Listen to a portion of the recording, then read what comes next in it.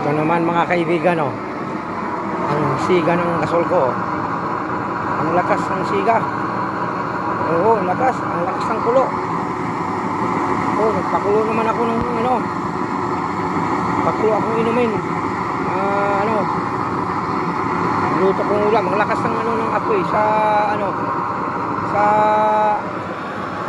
kalan na digas lang, oh. Ayan, oh. Pwede palakasan mo yan. Ito, may adyasan yan, oh. Ito.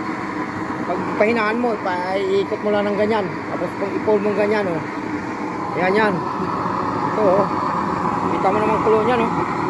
Kita mo yung apoy niyan, lakas, oh. Hindi mo rin pahinaan yan. Dito ko mag-adjust. Ang nagdala yan, maliit lang na blower lang yan, oh. Ito lang. Nagdala yan, blower. Kaya ito yung tagas ng langis niya, oh. Yan lang ang patak ng langis, oh. Nakita niyo yung patak ng langis yan. Yan lang yan. Mga use oil lang yan. Use oil lang yung ginagamit ko dyan talaga.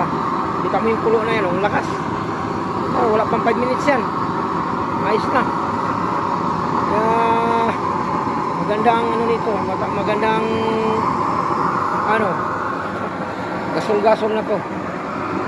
Use oil lang, yung mga pinaganuhan ng makina, change oil sa motor, mantika na ginagamit. Pwede ang ilalagay dito yan. Dito yung ilalagay sa panggatong na. Kita mo naman, oh. Hindi naman piki yun talaga yan, oh. Malakas ng ano yan, oh. Ano, at pagkakuluan mo isang araw yan, tipid-tipid sa gatong yan. Yan lang, oh. Oh. Yan ang purma yan, kabigan. Yan ang gasol ito na luto-luto. Ang lakas talaga, oh.